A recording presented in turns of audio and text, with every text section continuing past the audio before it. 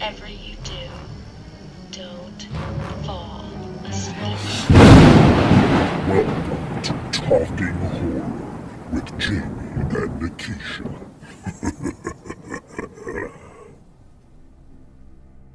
Hi, I'm Jamie. And I'm Nikisha, and this is Talking Horror with Jamie, And Nikisha. where we share our love for spooky things and talk horror through the lens of human behavior. Welcome, everyone. Welcome.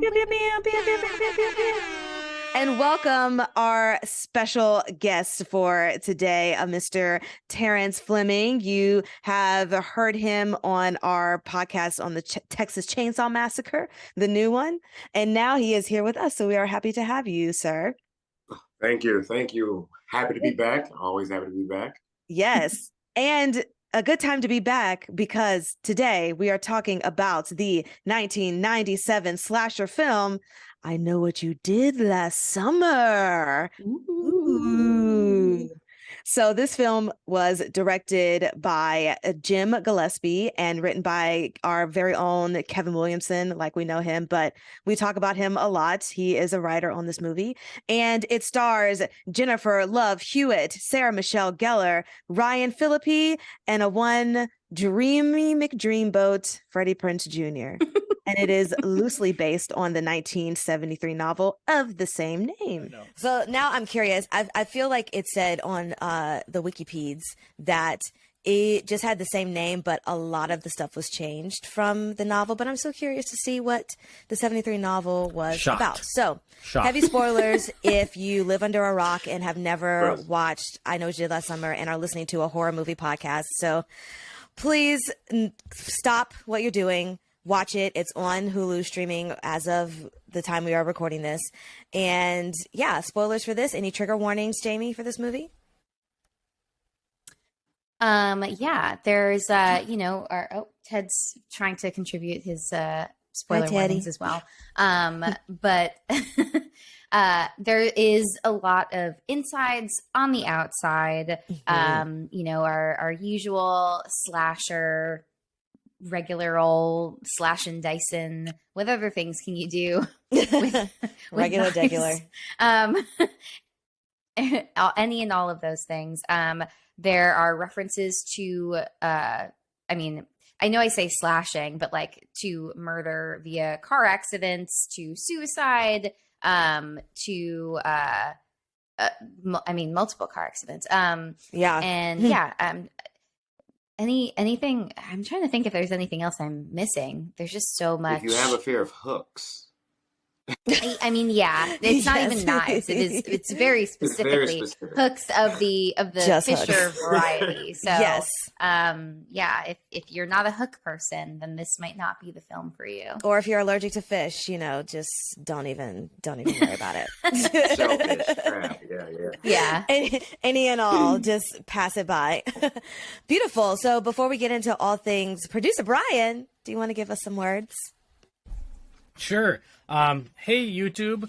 You can find us on YouTube. You can find us wherever you get podcasts. But, of course, follow us at Talk Horror Pod on all of the stream. Where are they? Oh, social media. Oh, my gosh. All the streaming services. The social media. Netflix, Hulu. Yeah. We're just there. Yeah, exactly. Find us on Shudder. Yeah. But maybe check out Twitter, Instagram, and TikTok at the Nerdverse Pod. All right. There's a hook in my brain. I'll pass it back to you. Oh, no. Good times. Well, I do want to ask if y'all have watched anything because I have to say I just started Wednesday on Netflix and I'm super excited to continue on the journey because I have heard good things about it from people who've are not even into the Addams Family or super into that kind of comedy, and they still loved it. So I'm really excited to keep getting into it. And we love our newly appointed Scream Queen, Jenny Ortega, because she's just taken over all the things, which is great. But yeah, have you guys watched anything recently? We did, Nikisha. Oh, we watched a movie called Beast, starring Idris Elba. I forgot we even watched that movie. It For those was of you who don't know, yesterday. yeah, for those of you who don't know, Beast is a lion attack movie starring Idris Elba. He and his children go to Africa to mourn their just recently deceased mother and to reconnect. And poachers kill a lion's family, and the lion takes revenge, and they just happen to get caught in the middle. And it is this. Listen, you need 4 things to make a good animal attack movie. You need good performances to sell it. You need an you need an engaging plot, lower bar for animal attack movies, but you need some sort of engaging kind of inciting action, if you will. And then the third thing you need is you need a good foe. Like, you know, the lion in this looking for revenge, spectacular. But most importantly, you need the insanity. And Idris Elba punches a lion, and that's all that matters. He punches a lion. And you also need a really good way. And you also need a really good way to show, however you choose to show, the animal. Like, like whether it's Jaws and never seeing it, whether Totally. it's like Cujo and like only seeing the mouth at points. You know, you never really see the dog. So So that's great. That's great. Because on that note, Terrance, the CGI in this movie is surprisingly very good. Nice. So, like, I feel like that's an asterisk where, like, you expect kind of, like, bad CGI for the line. But actually, the CGI was very, very good. So, to me, that was enough to, like, to meet your quota on that, if that makes sense. Oh, yeah. So are you saying it is worth watching or pass? I think it's streaming on Peacock. To watch it, I think is for a background or whatever.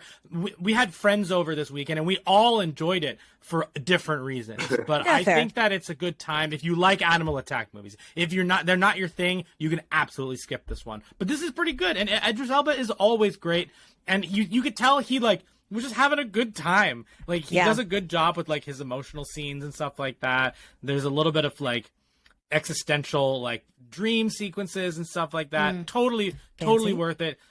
Totally good. So I would highly suggest Beast if that's your thing. So does it belong in a 3-pack with Anaconda and Deep Blue Sea? Yes. Cool. There we go. Absolutely. Cool. Yes. Absolutely. Stamp of approval. Yes, absolutely. 100%. Good old Anaconda. Wow.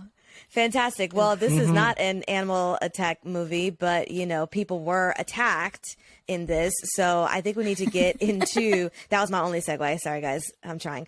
We need a 2-minute plot summary of this. And I believe that is designated to our guest of honor. So, Terrance. What's the plot? And who's going to time? Brian? Yeah, I'll time him. Okay, beautiful. So Brian will time, and Terrance will give a 2-minute plot summary. So Brian will let you know when to start. All right, Terrance. 3, 2, 1, plot us. Okay. The movie opens and you see a person sitting on like the ledge of like a mountain or a cliff or something like that. And you're like, oh, who is he? But you know, they're just like, whatever. And now, next thing you know, we're at a Miss whatever town, whatever it is that they're at. Yeah. But it's basically a beauty pageant. And you get there and you have Sarah Michelle Gellar, correct? Mm-hmm. Yes. Yes. Boom. She is there competing and she's winning. I mean, killing the game. And she has her 3 friends up there in the balcony cheering her on. Woo, woo, woo, woo, woo. You know, you got Freddie Prinze and you got who's the other? Ryan. Yeah. Ryan Phillippe. Yeah. Ryan Phillippe, and you have Jennifer Love Hewitt. Yes. Okay, boom. So either way, I'm spending too much time trying to think about names. So now we get there and they're cheering her on. Then they go out to celebrate. But before they go out to celebrate, they get into a pushing contest. 1 minute. You have 1 minute. I got you. And then they get into a pushing contest with this dude. And then they drive off. And while they're driving and celebrating, one of them is drinking, drops a bottle. The bottle spills. Next thing you know, they hit somebody. Now they're panicking because the person's dead. So they're like, let's get rid of the body. And they make a pact. Not everybody wanted to necessarily, but they make a pact to take it to their graves. A year later, Julie comes back home. Well, before she comes back home or whatever, she gets a note and it says, hey, I know what you did. So now she freaks out. She goes to her friends and say, hey, somebody knows what we did. Freddie Prinze is like, hey, we got to stay out of this. But everybody else is like, let's figure it out. So slowly but surely, the person who got into a pushing contest, he gets chopped in the throat with a hook. And then next thing you know, Julie finds that body in a trunk, but then all of a sudden that body's gone. Boom. And now she's freaking out. Sarah Michelle Gellar has her hair chopped off in the middle of the night because we see him creep into the house, and that's freaking us out. And she wakes up, 10, and next thing you know, she's all 9, scary. And then next thing you 8. know, they all die, and you realize that it is old white man with a hook.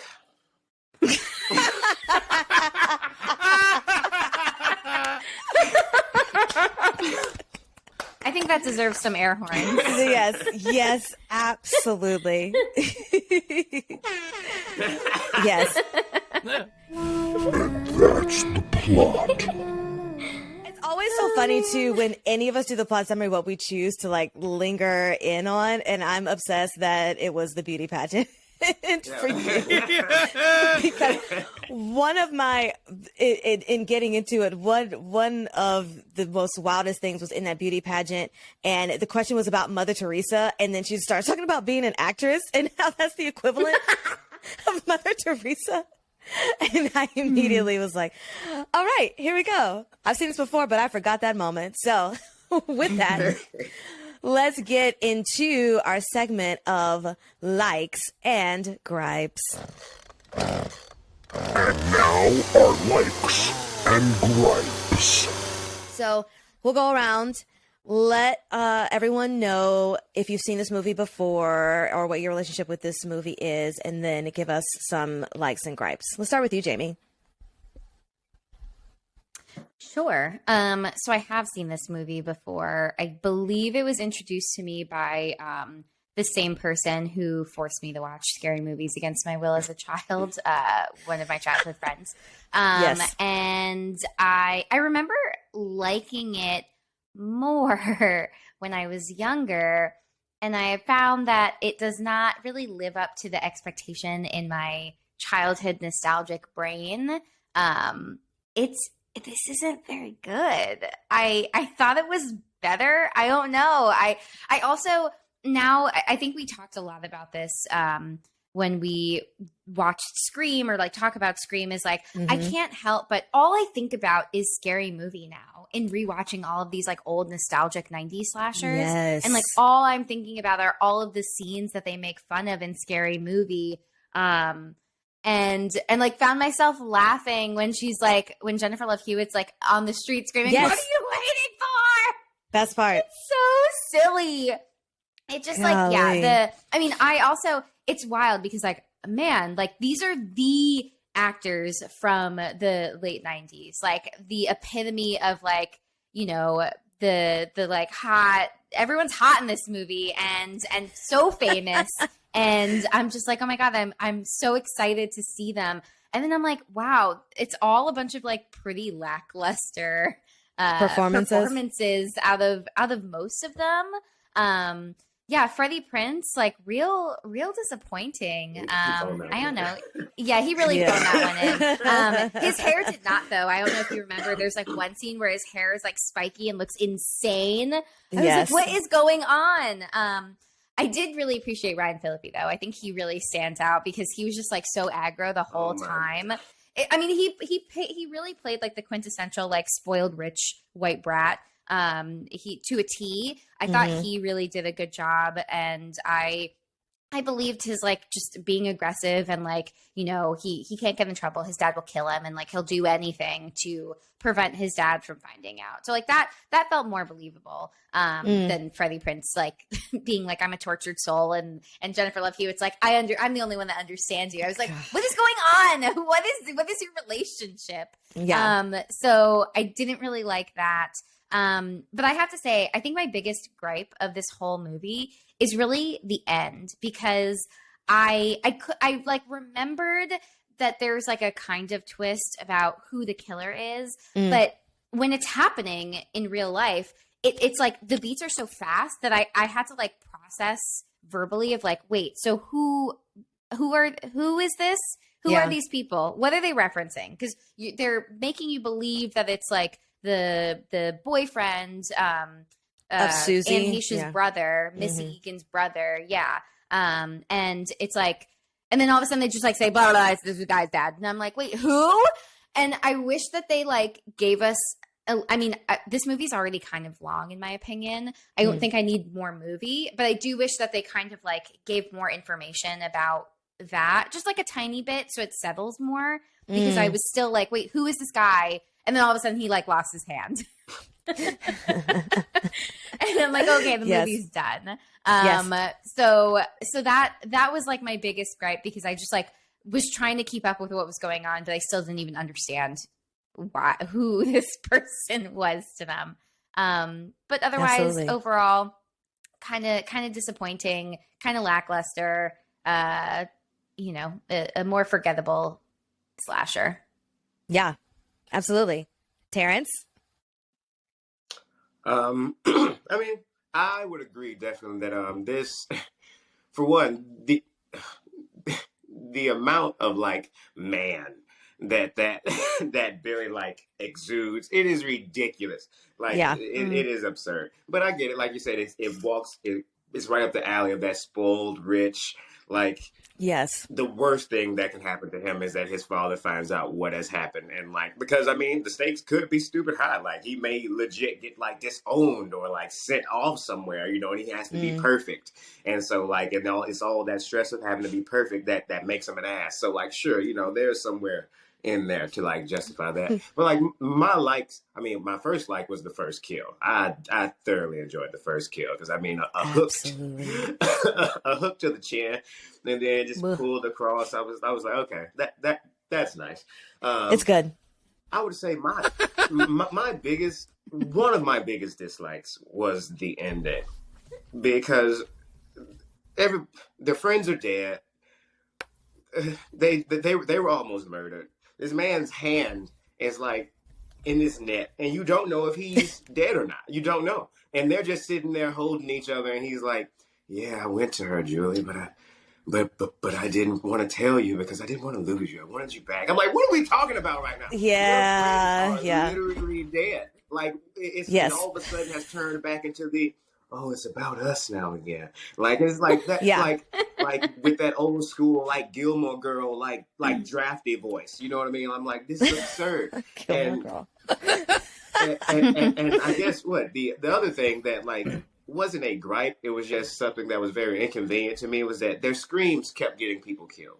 It's like when he's going to check on the guy with the messed up truck, he's watching him, he's looking at him, and then when she's in the car and she yells, he turns around, dude comes around, and then he turns around and gets hooked. There's a chance that if he had watched him the whole time, he would have come out, he would have had time to draw his gun, he would have had time to do whatever he had to do because he was watching him the whole time.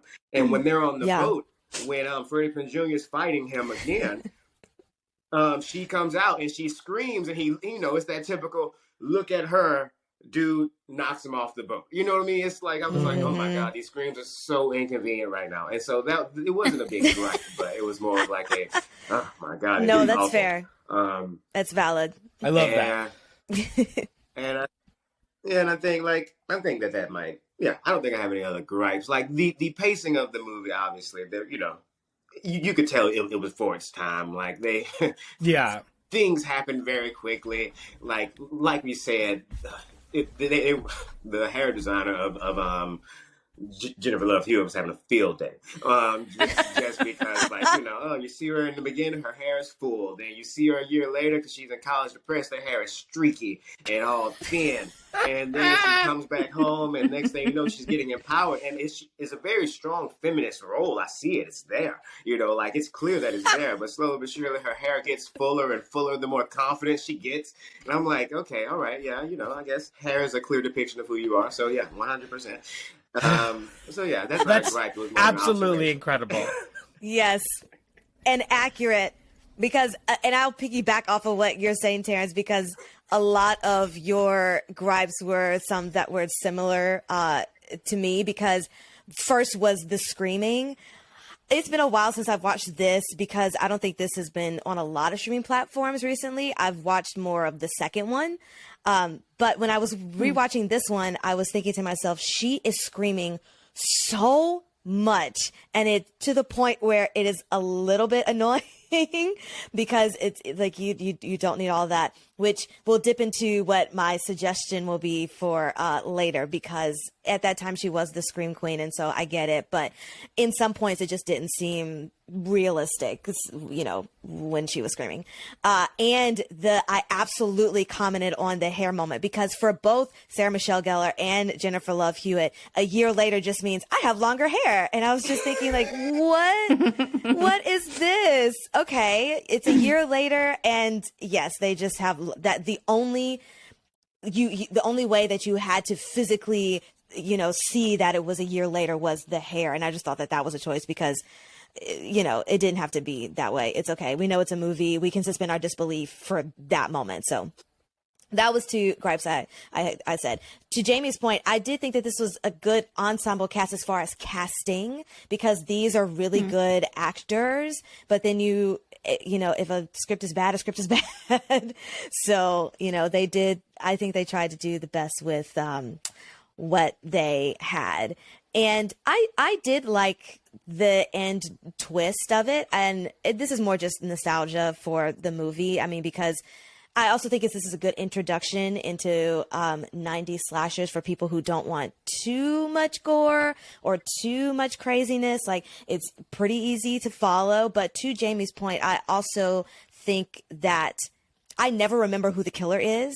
And I think it's what Jamie was saying before about how the killer is introduced in this, because it took me so long until we got towards the end that I thought, oh yeah, it was Susie's dad who's doing all of this. And so I think that what Jamie said was correct in how they should have introduced the killer at the end. I like the final jump scare because it's very 90s-esque in the reveal of a sequel. Like, it makes no sense in the grand scheme of things, because then the next movie starts off in a completely different way. But, you know, I feel like that was of, like Terrance said, it's just of its time, you know. And I also loved, they did the urban legends thing. We always talk about urban legends on this. And so they were doing like the car scratchy one. And I was like, oh yeah, urban legends. Shout out to all of that. But what my favorite thing is Jennifer saying that these urban legends were kind of just things to make sure that girls didn't have premarital sex. And, I think it's just so funny that the horror genre also kind of leans into that, because it's always like, if you're not a virgin, you're going to be the one to die. And so I just liked that kind of combination of, you know, she's talking about these myths that are trying to get girls to like not have sex. And like, that's kind of the rules of the horror movie genre too. It's like, you need to stay pure and you'll stay alive. But, yeah, so I enjoyed that. I'm also, in my last thing that I just really, two things. One, the one black girl that was in this, I was so mad because the lines that she had were just sassy black girl stuff. And I was like, what are we doing here? What is this? But again, of the time, whatever. But I was impressed that Ryan Phillippe's character even mentioned therapy in this, because after they dropped the body, his line was like, we won't say this, it'll just be a future therapy bill for everyone. And I just thought really the best line in it. Yeah. The best line, most clever line in this movie was that one, no question. Absolutely. It's like, at least you know that you're gonna have to be in therapy. Right. So and then all of the scary movie stuff that Jamie said, I won't rehash that, because I was thinking the exact same thing the whole time I was watching this. Brian, what about you? Sure. So I like the urban. So this is my third time watching this movie. However, the distance between my second watch and this one is probably 1997 or 1998. Like, I haven't seen this in a long time. What fascinated me about this watch, and we've all kind of discussed it, is that I really remember this as being a pure slasher, and it is. But my nostalgia is actually for the actors and not for this movie. And that surprised me a lot. So some of my favorite things about this movie, likes-wise, is, again, I love the urban legends at the beginning. I love a 90s seaport town. Shout out Southport, North Carolina. Like, I love a 90s seaport town. I love that they were all working on barges. I don't know why. It felt very 90s. It was very weird. Alike, I think it is wild that this killer had spectacular handwriting. His handwriting was so nice. Those letters and that note that he wrote were spectacular. The way he wrote her name on the front of the envelope, like, is he a calligrapher? Like, what are we doing here? It was gorgeous, the way that he wrote these things. Really, really delightful. What a fine touch he had, Ben. I loved that you could tell this is this 90s movie because she's casually, Sarah Michelle Gellar is casually smoking. Yeah. And she has a spectacular cardio and heels at the end for a smoker. I forgot how much this movie, I really forgot how much this movie actually focuses on their mental health, not in a deep way, but actually like, she's behind in school. Sarah Michelle Gellar failed in New York. Freddie Prinze Jr. never went away. He just worked for his dad. And Ryan Phillippe is just like, listen, I love a good 90s privileged white kids running amok, knocking old men down in their town. Like that is pure 90s slasher horror. Basically, a like I have in this is the lack of blood in the balcony or smell in the trunk is wild to me. If there was a dead body and crabs in your trunk, he must have done a spectacular. Got bust out the fantastic the scrubbing bubbles. It's a different car. It has to be. He changed the lining. I did find fascinating is that because they cast these actors we love so much, they did something really bad, and yet we're still rooting for them because the twist is that the guy they hit is actually worse than them. And I thought that balance was interesting in terms of who you're rooting for. Okay, here are my gripes. The kills were super lame, except for maybe the first one for Max, Big Bang and Roseanne. I think that like. That was the only like enjoyable one because that was a good one, and then you think they're going to build and grow from there, but they don't, which is like very surprising. 2, it's boring. The middle of this movie is super boring. Also a gripe. How in the world did she jump to the conclusion that he was the killer when he clearly just used his boat's name to cover the fact that he was that person? I think that jump doesn't make sense. I think that Jennifer Love Hewitt is smarter than that, especially when she just figured out who the killer is. It doesn't make sense, and I think that's a poor piece of writing or editing, whatever it is. I agree with you. The movie goes way too fast through its explanation of who these people are. Like, that he is the father of the girl that he killed, and they actually hit the killer because he killed him that night. It's too convoluted to not slow down and let the audience have a breath, like Jamie mentioned. I hate the ending because they get back together and they're okay because they're happy they didn't actually kill anyone. That's not the point. That was the accident. The thing that you had control over is the decision you made to actually throw them in. And so to me, the ending is total BS because that is not the problem they all had. The problem is not that they killed someone, is that they decided to cover it up, and that doesn't change. So upsetting and infuriating to me. And then the last gripe is, at the end, they feel so bad for Missy. They even say it a couple times that we ruined this person's life. And then the cops point blank ask them, do you know why this person was chasing you? The fact that they don't say that we found out that this person killed David Egan to give Missy some sort of actual closure, and because they couldn't find the body, that they could actually give the Egan family closure, and if he comes back, they can always lean on that, is crazy. They're like, no, I have no idea. It's like, no, we found out that this man killed David Egan, who you found this past summer, and he knew we knew because we drove down the road that night. Like, just cover up the fact that you hit him. Like, but you don't have to cover up the fact that he killed David, and that really bothered me. That's just like very poor thinking on their two parts. But that goes along with Terrance said. It became all about them getting back together. So, like, rude. Best quotes from this movie. Are you on drugs? I wanted to surprise you. I wanted an honest reaction. Okay, Mom.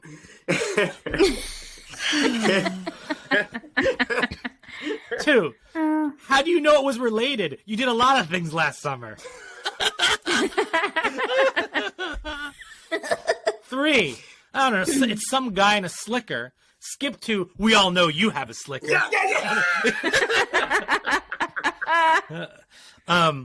when she says to Freddie Prinze, "But I don't want to know you either," and just like my God.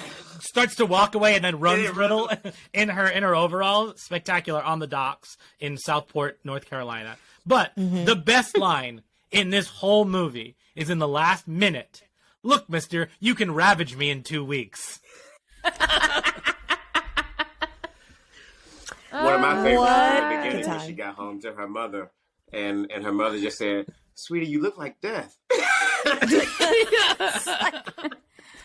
Thanks, Mom. Good one. Jeez. Yeah. Yeah. Oh gosh. Yeah, so many things. But Brian, I will say that I do agree about the lame kills, because why would the killer go to the trouble of going to Sarah Michelle Gellar's house just to chop her hair off, just to give her a bad haircut? I don't understand it, and I think it's the dumbest Yeah. thing ever. Well, like the thing I couldn't grasp was like it seemed like he was playing with their heads, but also killing. And I understand like if you're gonna do both, but like the order of it didn't feel like it was a strategic plan. It didn't feel like, hey, now he's messing with their heads, he's messing with their heads, he's messing with their heads. Now he's gonna murder. It didn't feel like that. It felt out of place. It didn't feel like the structure was right. Yeah, Terrence, that's interesting because it didn't feel like a natural build to the movie, because he kills the one guy up front. Right. Then he's kind of messing with their heads, but he also tries to kill them, and then he's killing them, and the kills are lame. Like the actual build of what he's trying to do to these kids does not feel like a horror movie. Made no sense. It's all over the place. That's I think that's one of my biggest gripes. That's an excellent point. Makes no sense. Yeah. All right. So now that we have talked about all of our likes and gripes, let's get into our next segment. Brains.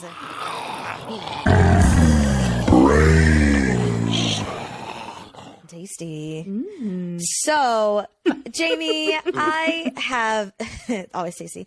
I have a question, and it's going to be a little random, but as a therapist, if somebody came to you, let's say Ryan's character came to you years later after all of this stuff has happened and confessed to everything that happened that summer in 97 because he was holding on to so much guilt and it was ruining his life.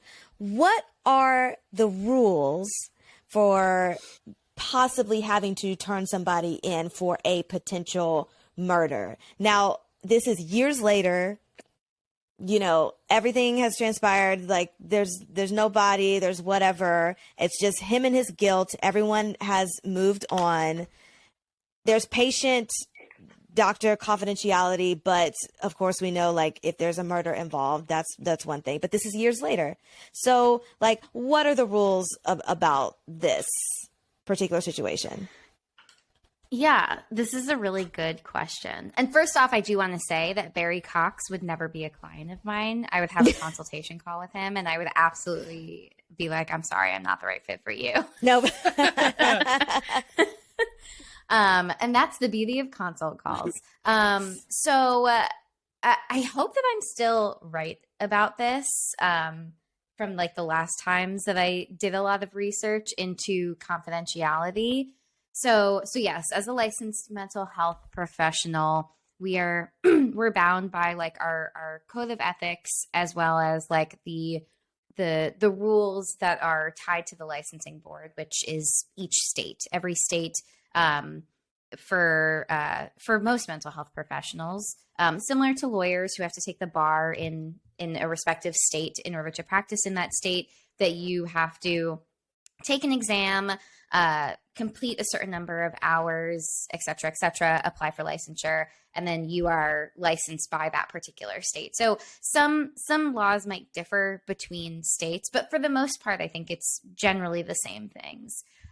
Regarding confidentiality, so this is like an explicit thing that I always bring up in my intake session. So the very first conversation I'm having with a new client, I go through what rights you have as a client seeking therapy. And again, this should be consistent across like all therapists should be explaining these rules, informed consent, HIPAA, like those types of things. Like these are things that you should be aware of while seeking therapy. So with confidentiality, my spiel is that like all conversations and communications between us are protected by law unless you tell me that you are going to or that you want to hurt yourself, kill yourself, commit suicide. If you want to hurt somebody else, cause harm to someone else, or if you report any kind of like child abuse or neglect. So that is for future things. Like if you tell me that you want to do this thing that has not yet come to pass, then I am obligated, then confidentiality kind of supersedes your not your rights, but your like autonomy that you have, which is like also and one of the ethics that's involved, at least with the social work ethics. So if it has not yet happened, I'm obligated to like, safety plan. And if we can't safety plan together, then I would contact like EMS to come to evaluate you. And like potentially you would have to go to the hospital.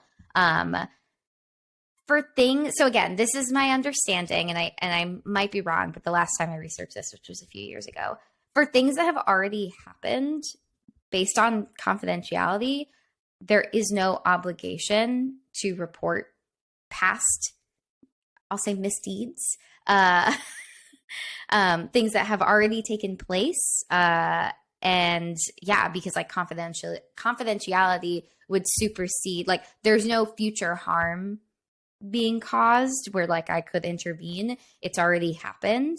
And therefore that information is like protected, which is fascinating. Okay. So Jamie, here's my second question.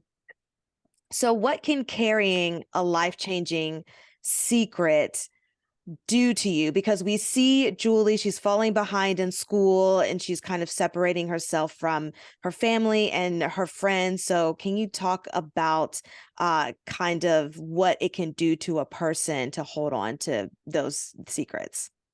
And just to tag on to that, I would like to ask as well, because, going into what that would do to a person, if you could go through kind of individually as far as what each character probably like developed from that traumatic experience. Yeah.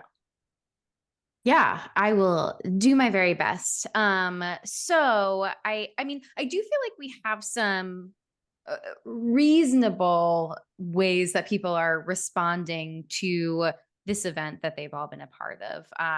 You have Jennifer Love Hewitt's character or Julie James, who's like pretty, shut down. She's not as engaged in her whole life, it seems like her roommate or her friend is like knocking on the door asking her to like do stuff, and like it just she's not participating in her life. It's like she can't fully be herself because like part of that includes this event that she was a part of. And then on the like complete opposite end of the spectrum, you have Ryan Phillippe's character Barry, who is like a giant piece of shit. Not that trauma turns people into giant pieces of shit, but rather like just this, I mean, his like narcissism is like so high. And again, I don't know if like that's the connection that I'm making, but I think that there's something to this very like destructive behavior that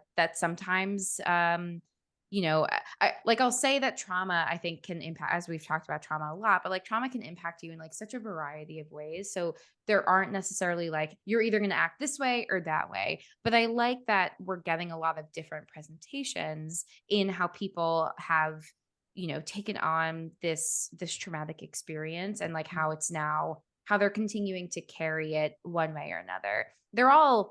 Most of them, I will say, are avoiding it, with the exception of Freddie Prinze Jr.'s character, Ray, who we later find out actually went to Missy thinking that was the person that they had killed. And like him like involving himself in her life as a way to like manage the guilt that he was carrying, that like he's not directly avoiding it. He's trying to figure out like how can he find relief from the guilt, whereas like some of the other ones are like just fully like shutting down or like compartmentalizing that, where they're not thinking about it. But it has impacted all of their lives, because like the trajectory of what they wanted to do, they none of them felt like, for one reason or another, that they could continue on those paths or like pursue those things. Sarah Michelle Gellar's character was like supposed to become an actress in New York and then ends up working for her sister. Like all three of them, with the exception of Jennifer Love Hewitt, like all stay home, and none of them leave this like small fisherman town. Which is also interesting, thinking about like the avoidance piece. You'd think that they would all like cut and run to never have to think about this, because they're already trying to like, compartmentalize it, not think about it in the secret that they want to keep. So it's interesting that like there's still something that's preventing them from being able to like live their lives fully, which I would say is the event and the guilt that they're feeling. And so like it has just fundamentally shifted the trajectory of like what their lives have become. None of them have been able to accomplish and like do the things that they wanted to do, because the weight of this experience is so heavy on them, and because they're not talking about it and they're not like dealing with it head on, it's just eating them all up inside, and they can't process what happened, because they're actively trying not to. So this is where compartmentalizing exclusively can be really unhelpful. Yes, that is a great answer. Don't compartmentalize, and always speak to your Only therapist. compartmentalize 100% of the time. Then your hair will go flat. Absolutely. I want that. Well, I was gonna ask, is it the same? Because I forget what other like movies it was that y'all talked about, but there were other couple of movies where it's like the little big head toy that Brian has behind him. What's the movie with Trick or Treat? Iconic kid, but like it's like he's always around when something bad happens. Trick or Treat. Yeah, it's kind of like when I think somebody said this person who had done something, the bus driver, I guess, or like he did this terrible, awful thing, but yet he still lived in the area, and it's like this tether, because even though Jennifer Love Hewitt left, she never left. You know what I mean? Like, even though she left, herself was always there. So it's kind of that same world of like not being able to leave this place that you have done something very traumatic. Yeah. Absolutely. Yeah, that's a good connection. Cool. Well, I think that's all for our brains section. Jamie has spilled all of her guts for not all of them. I still do have some. Yes. My insides are still on the inside. On the inside. Beauty. She has a lot of chutzpah. So I guess we should get into Rotten Tomatoes.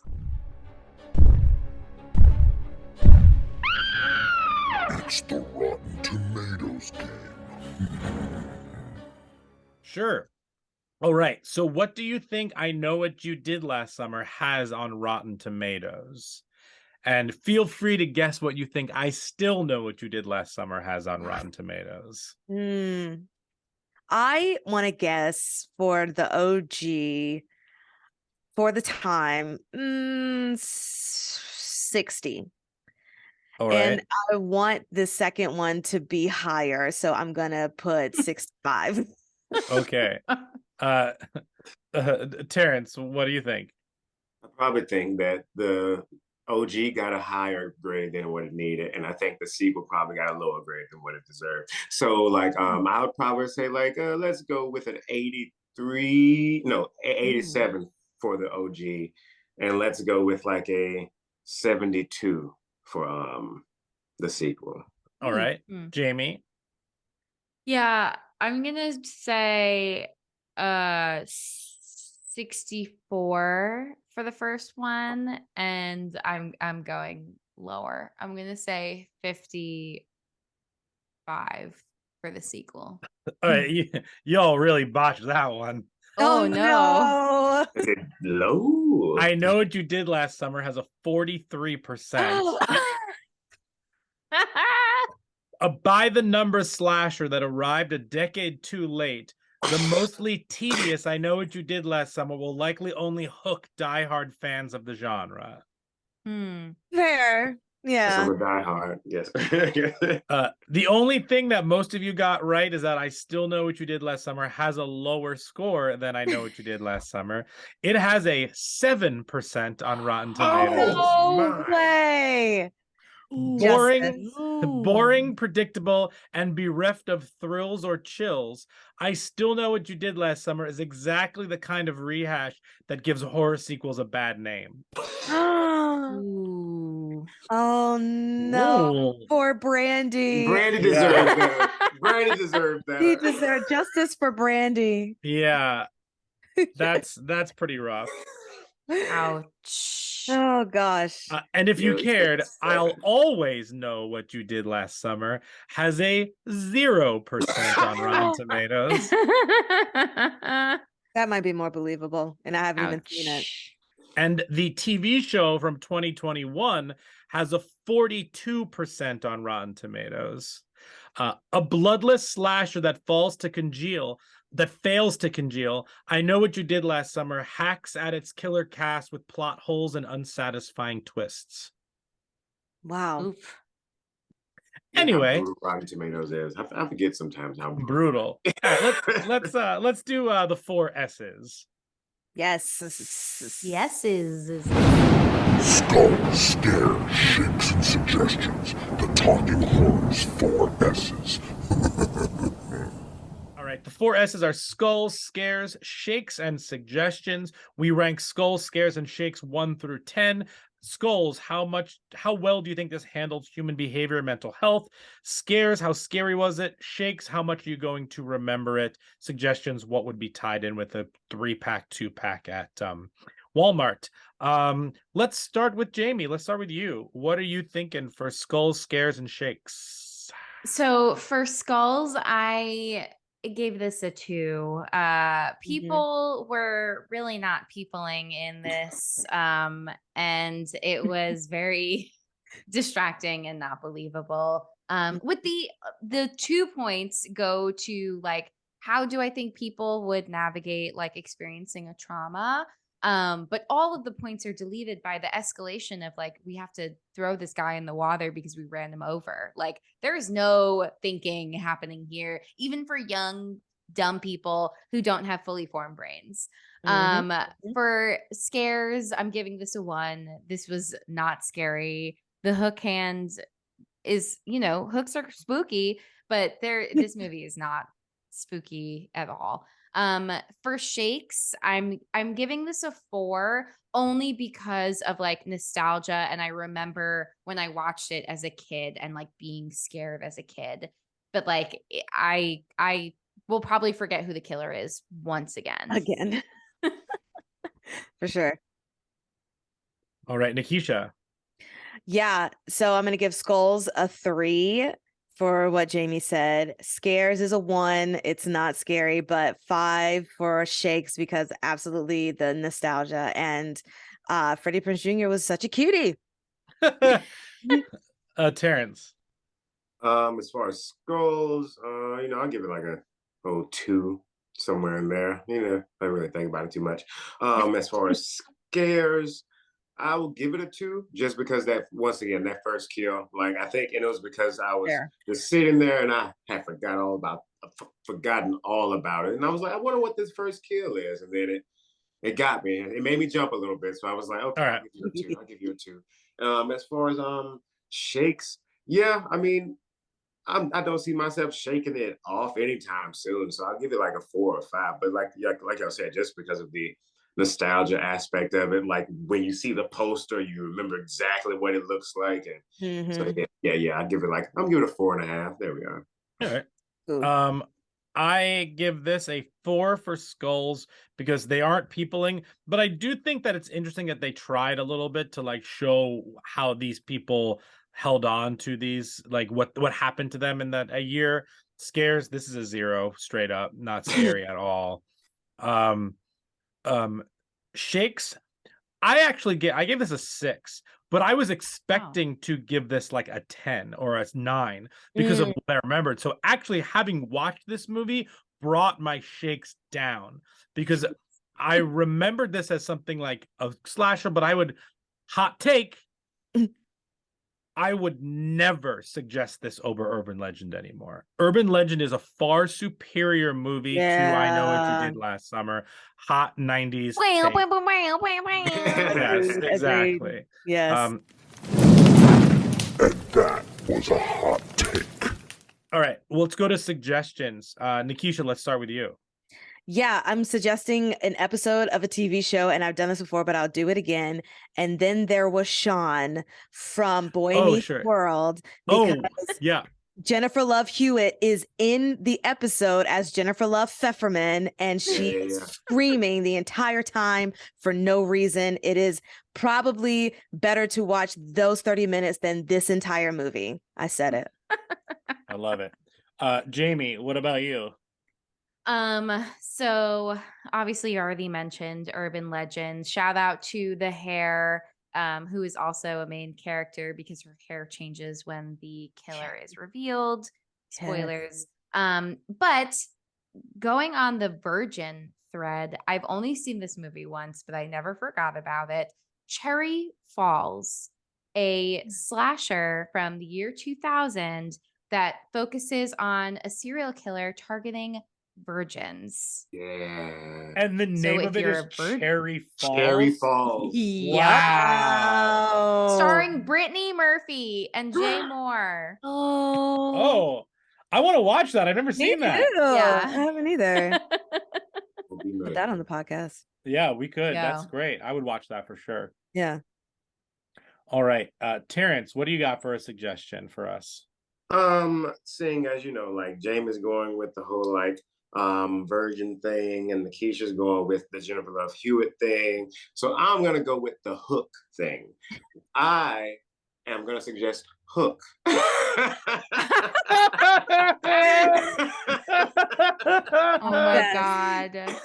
I'm gonna suggest Hook to you. And if you find big crocodiles frightening, hey, it's a scary movie for you. If you find a young boy being in love with a girl and then she gets older and says, I'm too old for you, Peter, but my daughter's here. If you find that frightening, then hey, you know what? You can watch that as well. But yeah, I'm offering up Hook. I love that. All right. I'm going with ensemble 90s casts. If you want another slasher with a great ensemble 90s cast, whether you think of the movie or not, Halloween H2O. You got a nice 90s teen stars in that one. And if you just want something a little bit lighter and you want a little bit of this, watch the 2 Scooby-Doo movies. Aww. A little bit of mystery, a little bit of 90s slasher teens in the movie together. Like Sarah and Freddie. Yeah. Sarah and Freddie. You got a little bit of Lillard. Like, why not just jump right in? Written by James Gunn. Like, just like have a delightful time watching that. Sequel got Alicia Silverstone. Yeah, absolutely. Just get into it, and then obviously, there's always the can't hardly wait of it all. But yeah, those are my suggestions. Cool. Smart. Amazing. Well, I think that ends our episode of I Know What You Did Last Summer. You can follow us on all of the social medias at Talk Horror Pod. Check out what we're doing, especially on the TikToks. Brian's putting out some great content there. And Brian, where can I listen to us?